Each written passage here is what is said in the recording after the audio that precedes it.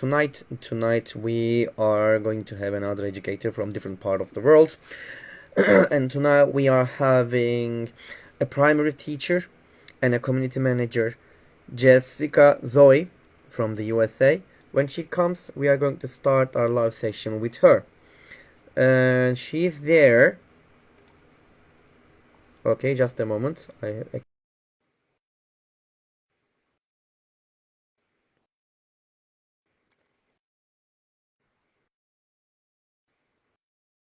wait for it.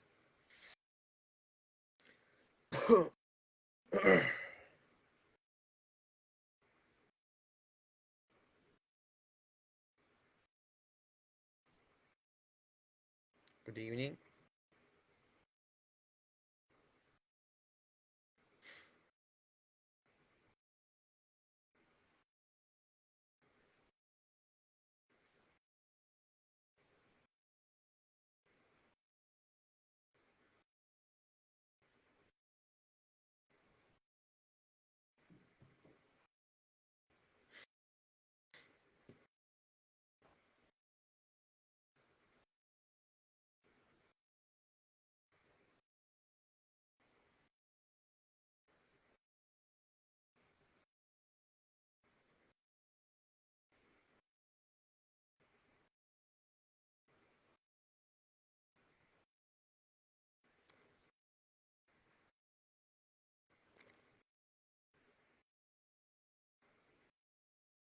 Okay. Yes. Yay! Hello. Thank you It's everyone for your wonderful to see you. patience. Just a moment, Jessica. Just a moment. Let me arrange my. Hear me now? Same, right? Can you hear me now? Mm-hmm. Yep. Okay, wonderful. Okay. Now, yes, it's wonderful to see you here, and I just want to say Yes. thank you very much, Jessica, to accept my invitation for teacher talk session and being with us tonight. And I think over there it's afternoon, but here it's almost 9 p.m. It's over there, I think in the USA it's 2 p.m. Yeah, So thank no, you very it's much 11. for, yeah, 11 for giving a.m. your time to us. Thank you. Actually, it's a holiday for us. It's Oh, Labor Day, so no worries at all. But yeah, I remember the time difference because when I would meet with Dila, if you remember Dila, it would be like midnight for me, but a normal time for her. So no, it's great. All right. Connecting with teachers across the globe, and I love what you're doing with Teacher Talks. I see it every week. Yeah, I'm trying to do it and I'm trying to be useful for the teachers all around the Yeah. world. It's really that makes me happy if useful for them. It's something wonderful to do it. Okay.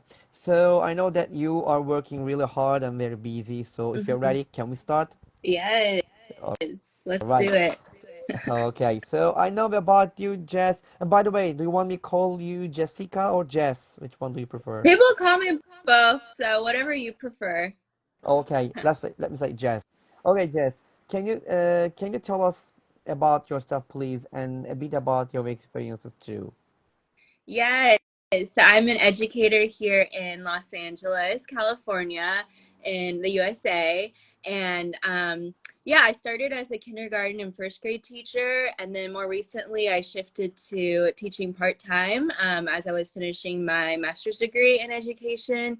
And then I was also started working as a community manager, which means I support teachers. So a lot of people know my Instagram because I used to work with Class Dojo.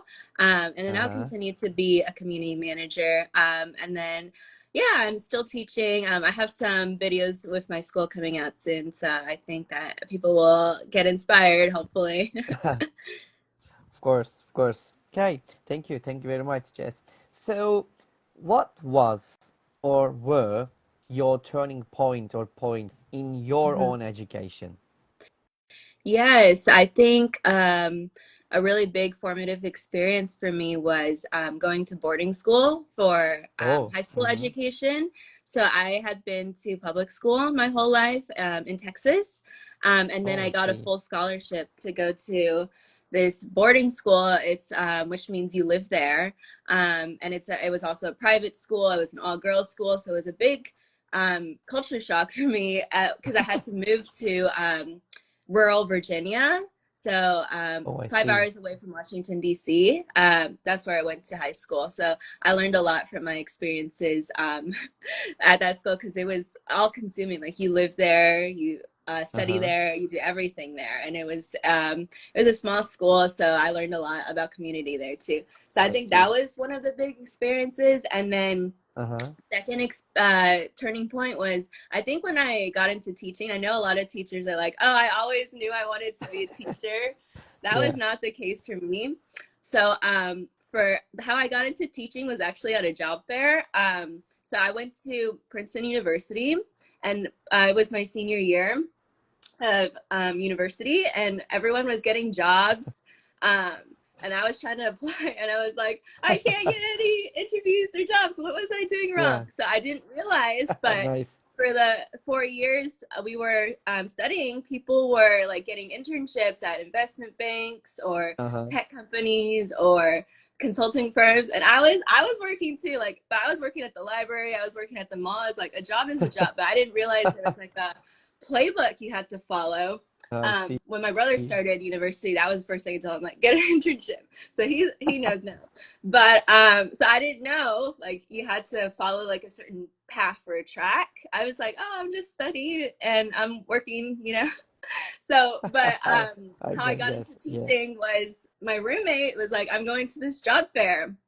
It was like a consulting job fair. So I was like, okay, can I come? I need a job. And then I didn't understand what, like, we went to all the booths and I had no idea what was going on. Like, they were just talking, using words I didn't really know. But then Teach for America was there. And actually, someone at Princeton University had started Teach for America, which is a program Uh-huh. that it's a non-traditional path for teachers. Oh, I So maybe see. you didn't study education in university, but they provide the training and the resources to Oh, help you I become a see. teacher.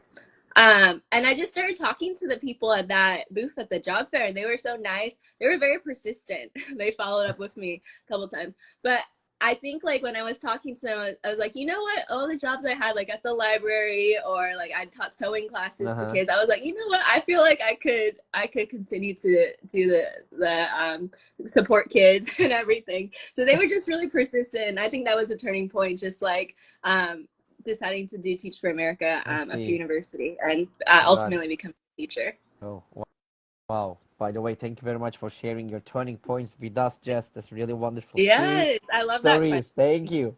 I know that you have been teaching, I think, I don't know how long have you been teaching, but more than, Six how long have you years. been teaching?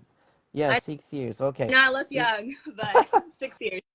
Wonderful, wonderful. When you think about your this 6 years, probably you have tried different methodologies, different Hmm. techniques and strategies in your lessons and with the kids, and probably you have a philosophy of teaching. So what is it? What is your philosophy of teaching, Jess? Yeah, for me, it's just having a good time, making sure school is a good place to be for students. And I see you do the same too. Like I see on your page, you run with your students, you make those beautiful bulletin board Yeah, displays with the early finisher activities. So it's for me having a good time, making sure it's a place where students want to show up, and then we'll learn some stuff along the way. But I for our see. community, it's just important for it to be, a happy place, a safe place for the students. So that's my philosophy. That's wonderful. Thank you for sharing, Jess. You know, we are educators, and in Mhm. our career or in our life, we have a lot of stories, okay? And some bad stories, some good stories, some failed, and some success stories we have. So, can you tell us one or maybe two success stories of yours, Mhm. something inspirational? But if you want to talk about your failed ones, you can also talk about them.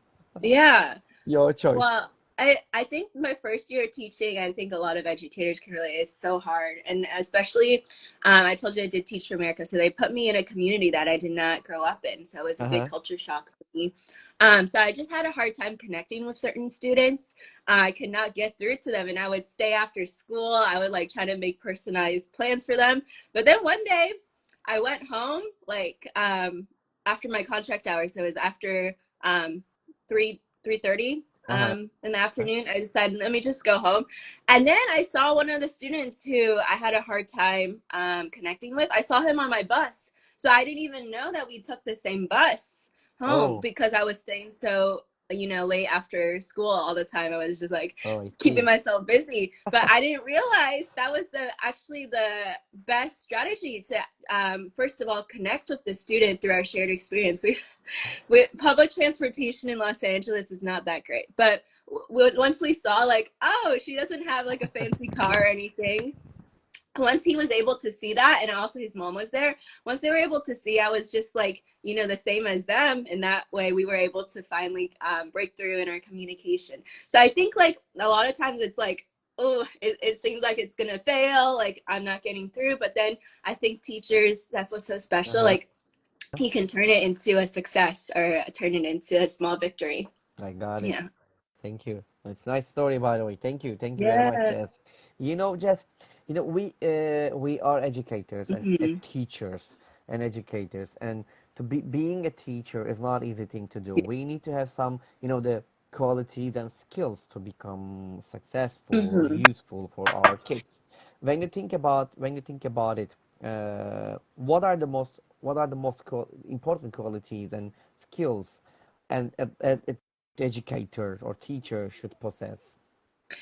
Yeah, I think first, just I think all the educators I met, just the selflessness, they always put others before themselves. Yeah, So I think that our empathy, being able to understand, yeah, exactly. even if a student or a parent is acting up, you can understand where they're coming from and supporting Mm-hmm. them. I also think like just being creative, like I know you're super creative. Just being creative helps you be the Oh, best thank problem you. solver. So those are the top two for me. Oh, I got it. Thank Mm-hmm. you. That's by the way important points you mentioned. Thank you very Mm-hmm. much. You know that what I'm gonna ask you, we are very busy, and in most of the world, or maybe I don't know, for in Turkey, and next week the schools will start. Okay, Yeah. and a lot of people or teachers, they looking for new activities, Mm-hmm. something fun with the kids. So can you tell us, as a class teacher or primary teacher, maybe one or maybe two activities that you like to use for the first week of the school? Yes.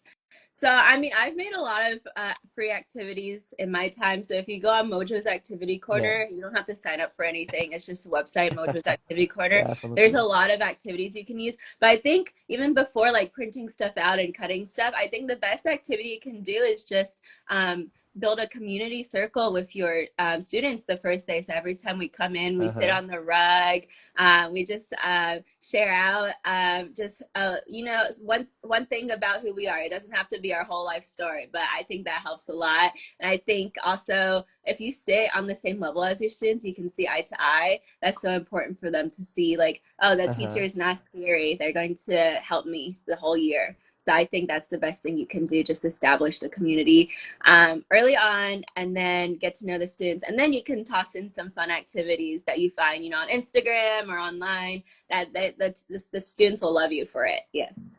Definitely. I see. Thank you. Thank you, Jess. And you know, my next question is related with the first week Mm-hmm. also, but there are a lot of new teachers. You are Mm-hmm. experienced and we are all experienced, and they need some suggestions. As an experienced teacher, what are your suggestions for the new teachers for the first week of the school? What should they do? What shouldn't they do? Something that they can help them. Mm. Yes, I think something I didn't realize early on was the power of parents as the partners. So I was like, oh, the Uh-huh. parents are there to bring their children to school, but I didn't realize until later the parents can actually support. They're like the teacher at home. So Mm-hmm. I think something that new teachers should try to do, even though it means it seems scary, is try to get to know the parents the same way you get to know the students. So that the parents can help you not only with like making sure the students do their homework, but they can help you support their students and communicate anything that might help at school too. So it's a learning partnership. So I think that's I see. something that is very intimidating for teachers. They say, oh, I know how to work with kids, but maybe not adults. But that's something very important early Mm-hmm. on. I got it. Thank you. Thank you very much, Jess. And you know that there's a really actually it's not like the AI. That's a really important topic for not only in Mm-hmm. education, for every part of the, Mm-hmm. the system we are using this artificial intelligence, and Yeah. it really affects our daily life, Yeah. our, the whole life, or work life, or whatever we think it affects. So when you think about the education, what do you think about it, AI and effects on education? Yeah, so as you said, AI is pervasive, it's everywhere. So I think instead of trying to, escape it, I think we should embrace it, to use Uh-huh. it as a tool to help teachers. I think a lot of companies right now, they think AI is like hot topic, so they want to jump in.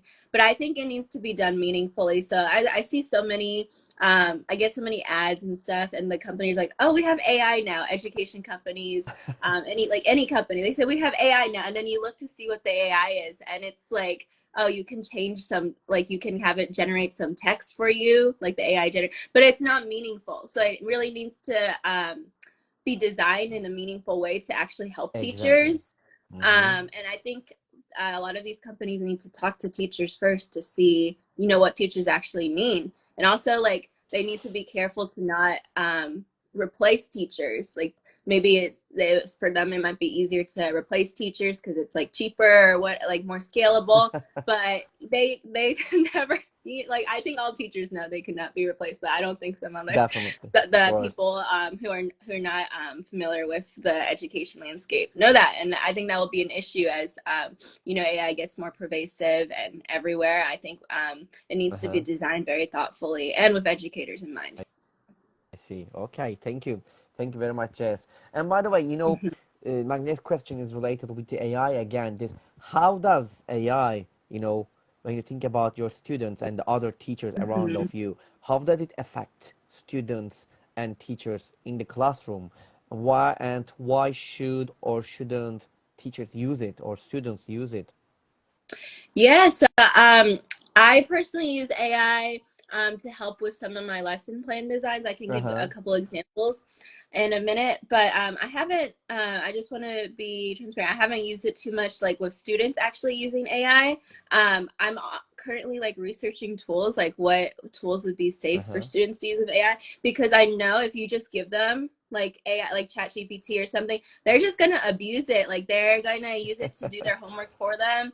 Actually, when I was at Princeton, one of the kids I babysat, his dad created one of the first AI labs, like the first neural Oh. networks for Google.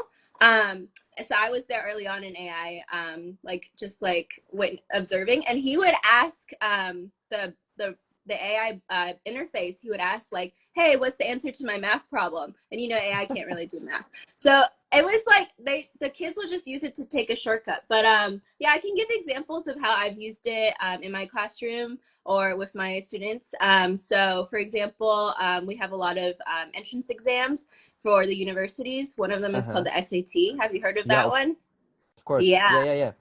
Mm-hmm. So you have to learn a lot of vocabulary words for the SAT. And of course, one of the students I tutor, so he's in high school. So one of the students I tutor, of course, he waited till last minute to start studying. So I was like, you know what, I can still help you. So I asked ChatGPT, okay, can you compile like the most challenging Wow. SAT words? Someone had made a list on their blog, and then I said, can you, like, from this list, it was like 600 words. I said, no, I don't have Wow. time to go through 600 words.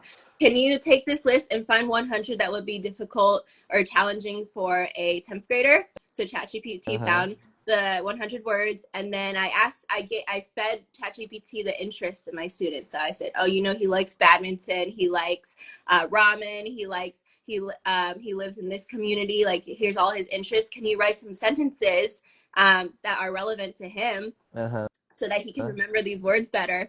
And then of course, like once it generated the sentences, I made sure, because sometimes like you can tell it's written by AI, so I made sure they sounded okay. And then I plugged it into another tool called Quizlet, which generated the flashcards for the student. So things like that, where it's still the teacher like coming up with these brilliant ideas, but AI is saving the teacher so much time. I think if we can, Yeah, share exactly. all these ideas with teachers, and you know, once the teachers know how to use it, then they can help the students learn how to use it mindfully, and really help them like learn a lot more while saving a lot of time. So that's kind of my approach. Definitely. And I've I been doing see. that for other projects too. So I'm excited for, the advancements, but yeah, I'm always like looking at it with a critical eye, and I think every educator should. Got it. Thank you. Thank you, Yeah. Jess. So I know it's clear that you often you use the AI tools Mm-hmm. like us. We all use it to, for our for our lessons, and Mm-hmm. we know that you use it. So can you just give us maybe two or three examples of tools which Mm-hmm. you like to use it? Yeah. I mean, I think ChatGPT is great. I think it's pretty versatile. So Uh-huh. I think as once you get used to the way you ask questions, I think ChatGPT is great. And I don't think like any educator needs to end up paying for it because I don't think we're generating that much volume. Yeah, there's a lot of tools out there. That do like the slides. They make presentation Uh-huh. slides for you to save time. I'm gonna be honest, I'm still researching to see which ones are the best. So I see. there's a couple that I've used in the past. So there's Beautiful AI, there is Magic School AI, and there is Yeah. HarryPod. So there's a lot of tools. I'm gonna be honest, I can't give like I don't know which one's the best yet because I'm still learning. Oh, there's also Slides AI, but I think like the teacher's always going to be the best, right? So no matter what you generate with these tools, you have to kind of use your critical eye and you say, okay, that's the best. And then I need to make it, edit it a little bit so I know my students will enjoy it. Uh-huh. So like I will follow up with the best recommendation later. That's what Okay. I'll say. All right. Yeah. Wonderful to use it. Mm-hmm. Okay, wonderful. All right. So, there are also a lot of, the books and movies Mm-hmm. and I don't know some stories and other magazines about AI. Mm-hmm. So, can you maybe tell us maybe a book that we need to read about AI or maybe a movie that we Yes. need to watch about AI? I Can you love give us an this example? question. Yeah. Yes. So actually, I have it here. My favorite book in Oh, recent nice. years, and I will say, I think this is the best book to come out of the pandemic. Oh, I So this is see. Clara and the Sun. Um, Uh-huh. this is a great writer, Ishiguro. He has written a lot Okay. of wonderful novels. But I'll just talk about this book for a bit. So this came out of the pandemic. I think it's the best book that Oh, came out of the pandemic. So if you remember during the pandemic times, we were all like, of course. online teaching our students. So I don't know if he started this before or during the pandemic, but I'll just set up this book. Uh-huh. So it's in the near future where all the kids they're learning online. Uh-huh. I They got have it. a tutor to help them learn, Mm-hmm. and then for adults a lot of AI and machinery and technology has replaced their jobs, so there's a lot Oh, of economic displacement for the adults too. So that's the world that we're set that's up in, and interesting then one. since the students are just learning through screens from tutors, Uh-huh. some of the more privileged parents, they get their children an AI friend. So like a Oh, I see. AI companion Uh-huh. who is supposed to help them, socialize, and just be a friend to the children. So that's Clara. Clara is the AI friend. But I think so that's the book setup, and it's very like you could see like this happening soon, Yeah. right?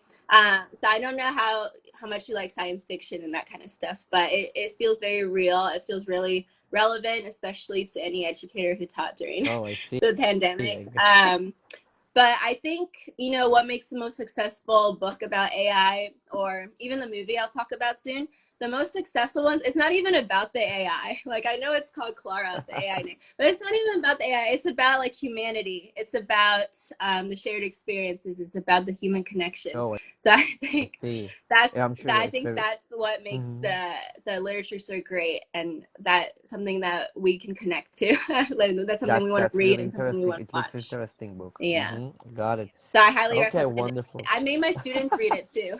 Oh, During they when I was already tutoring read during it. the Oh, pandemic, I wonderful. made the sixth graders read it. The middle school. What's it called? Secondary school in Turkey. I made the Yeah, secondary. that we call it middle Mhm. school, Yeah. primary, middle Okay. school, middle Yeah, school. like that. Yeah. Same. Sometimes we call it secondary, but probably middle school and Yeah. middle Okay. school and primary. All Yeah. right. So you talk about the movie also. You talk Yes. about the book. So I Wonderful. just watched this Okay. movie called After Yang. Uh-huh. It has like all-star cast. It has like what's his name? Colin Farrell. It has Jodie Turner. It has like a bunch of amazing actors in it. So I was surprised. I was like, oh, just watching this movie on Amazon. But anyway, the it's very similar to this book actually. But the setup is Oh, it's similar to the also book. I see. it's not related, but it just has very similar themes. So the Uh-huh. setup is it's the near distant future as well, and then Got it. um, it's interesting. So the Colin Farrell and Jodie Turner Smith are a couple, and they've adopted a child from China. And then since Oh. they're not Chinese, they decide to purchase an AI friend for the child to help Oh, connect her interesting. to her Mm-hmm. culture. It's almost like an older sibling for her. So they have an AI friend that's Yang, and then what happens is Yang malfunctions one day. They're dancing and he malfunctions. And then they have to grieve the loss Uh-huh. of their AI friend Yang.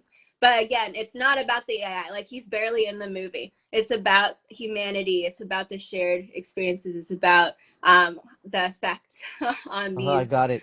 human beings and how they continue to live their lives. So I I think see. it's I will say it's not for everyone. It's like a very meandering film, but it's very beautiful. It's very like the visuals are so nice. Like I watched it 2 times, so I would recommend You watched twice. it. Wonderful. Just by the way, just can you name the movie again? After Yang. After Ying. Okay, okay. Mhm. I'll definitely watch it. I haven't watched it yet, but I'll find Yes, the time and I'll watch it. let me know what you Thank you, think. by the way, for Yes, the these wonderful suggestions about book and the yes. movie about AI. I'm Okay. always reading and stuff, so I will definitely continue recommending. Wonderful. Yeah. Okay, Jess, no, we talk about AI and we talk about these technological improvements. You know that it's not, it's really not easy to follow it. We go sleep and then we wake up and a lot of things, that comes up. We can't catch it. Mhm. But by the way, how do you do it? How do you follow these technological improvements in education world? What do you do and what do you suggest? How what's the question? How do we take control of I AI mean, in like, our busy day? how do you follow technological improvements in education world? Oh, I'm like not the only the AI or the other yes. technological improvements too. So, I used to get most of my information from Twitter. I don't like to admit it, but yeah, I used to get a lot of news We all about do. all the advancements on Twitter. I still do. I think it's interesting what people are talking about in popular culture. I think Yeah. it's still interesting, but I think what helped me a lot was graduate school. Uh-huh. Because when you're a teacher, as you said, we're so busy, we're paying attention to little details that can help each student, but you forget about the bigger picture. So when I was in grad school, that's when I learned about all these different movements, like the open source movement in education, or like Uh-huh. how can we teach students to navigate technology, like the digital navigation skills. I learned more about the bigger themes, like even like AI and surveillance, like the way they Uh-huh. use it for to like detect threats to the school and stuff, like things like that. I would not have learned about it if I hadn't, taken the time to study it. So I think finding a way, like even if you don't go to grad school, finding a way that you can get up to date on the news and these big issues, because like a lot of times the teachers don't get to make the decision. It's like the administrators Yes. or the government making a decision, but they affect you, like maybe not right Uh-huh. now, Definitely. Mm-hmm. but they will. So it is very scary, but I think honestly sometimes Twitter is right. Like people, if there is an issue, people will make a big deal about it on Twitter. So I would say Twitter is probably the best place to keep So your so. finger on the Mm-hmm. pulse in terms of new technology. But I think, yeah, definitely make your own decisions and do your own Uh-huh. research to follow up on it. I But I got it. think it's interesting. And the way that people present the information is great too. I think teachers can learn a lot about how to keep students engaged from how people use Twitter. Yes. Definitely. That's a really Hmm. great, a huge resource for all of us, I think. Hmm. Definitely to Yeah. follow it. Yeah. Exactly. Okay, thank you very much. By the way, I know that you're very busy Mm-hmm. and you are doing a lot of things, but what are you doing right now for your job? And are you doing Mm-hmm. anything special, or do you have any projects or plans for your job? Yeah. So I told you I recently quit my role at Class Dojo, but I'm still staying in Yeah, the sorry about Kyoto it. community. Yes. And then also I made some videos with my school. It's a charter school. I don't know if you know that What system. school? Uh-huh. Charter school. So it means it's not. I'm trying to think of how to best explain it. So instead of being publicly funded, like the government, the state funds the school, it actually gets its funding from other sources, but it's Oh, still I see. considered part of your state or your city. So we have a charter school, and then so social media is really important for a charter school because it helps with getting more kids to attend the school. It helps with funding. It just helps to have a presence for the school. So I will be making some videos for my school. I made some already, and they're Uh-huh. slowly coming out. And I think people will like them because they're not just like oh, come join our school. It's like all the ideas for learning and teaching. So I'm working on those while I before I start my new role. So yeah, I think people will learn a lot from those and I see. hopefully put a smile on your face too. Wonderful. It's great to hear it. Okay, Mm-hmm, the things that you're doing right now. All right. So, the time flies, Jess, mm-hmm, and maybe we cannot guess what's gonna happen in the mm-hmm, future, but maybe after 10 years we will do something different, the mm-hmm. things that we do right now. But what about you? How do you see yourself in 10 years? Will you still be a teacher, or will you do another job? Yes, I definitely want to stay in education.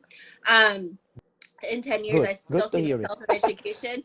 I haven't been teaching full time since I started grad school, but I don't think I will ever truly leave the classroom. I think I'll still be in the classroom in some capacity, and I still want to support teachers. I think really teachers only understand other teachers' experience, right? So we have to support each I other. see. Hmm. Wonderful. Wonderful. You're gonna support us. Hmm. Wonderful to hear it. Keep supporting. All right Yeah. then.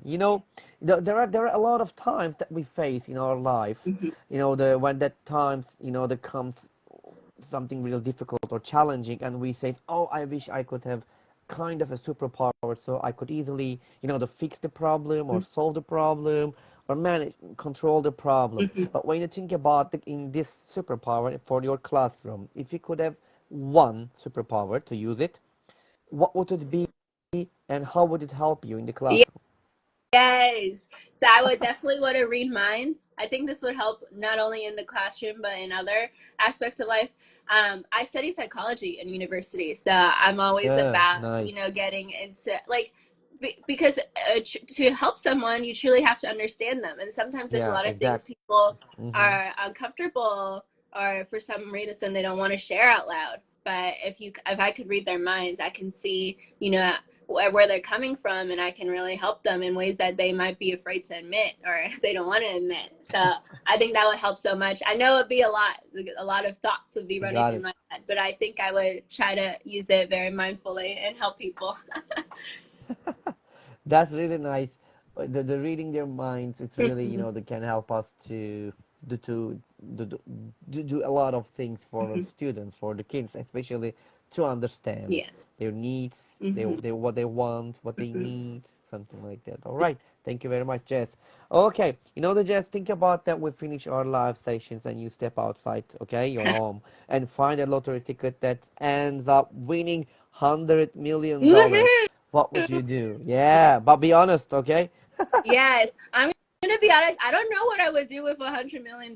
Like, if you give me 100,000, I would be like, yeah, I know what to do with that, pay off my debt. But for $100 million, I would definitely put that. So I'm working with some teachers to start a nonprofit. So I definitely put that into the nonprofit because, like, I think the teachers would benefit. All of us teachers would benefit from $100 million, and yeah, use that to invest in more teachers. So that's what I would do. I see. It's wonderful to hear that from teachers to teachers. Yeah. Wonderful. Great. Yes, Okay, the always. time flies, Jess, and now I'm Hmm. gonna ask you my last Yes. question, which is the really Hmm. difficult one. Are you ready for the question? Of Okay, course. here is the Hmm. question. What is your motto? What's my motto? Yeah. Oh man, I did not. I do not remember seeing this on the questions list, but I know you put it on there. Yeah, I would just say, um, stay true to who you are. That's it. That's it. Like there can Oh, only be okay. one you. Wonderful. Can Yes. you tell it again? Stay true to who you are. Okay, Yeah, always. wonderful. Thank you. Thank you very much, Jess. Thank you Okay, so that's much. that's all Yeah. my questions, Jess. And from my side, and before the ending our live sessions, would you like to add anything else, or would you like to say something to our audiences? Yes, I would just like to thank you, Volkan, because I see that this is the 173rd session. You do this Yeah, week after week, just for us teachers. So I really appreciate you being consistent and reliable. For us, we can always come to you. And then I see a lot thank of you. people in the audience, Miss G, sitting there. Thank you so much for your support in the community. I always love seeing all your content and all your ideas show up. And we're all here to help and inspire each other. So that's what I would like to say. All right, Yeah. thank you very much, Jess. And I would like to say one more time, like, Hmm. thank you very much for your, for your suggestions, Hmm. for your advice, to share with us, and especially the most important thing is your time. You spend your precious time with us. Yeah. That was really important for us. Thank you very much, Jess. Hmm. Okay, and Jess Zoe was with us tonight with Teacher Talks 172, sorry, 172 exactly. And we are going to be here, the next week at the same time on the same day every Monday at 9 p.m. in Turkey's time. Yeah, exactly. And until the next time, everybody, wherever you are, good morning, good afternoon, good evening, and good night. Until the next time, take care of yourself. Take care of yourself, Jess. And bye bye, everybody. Bye bye, Jess. Bye. Peace. Thank you for coming.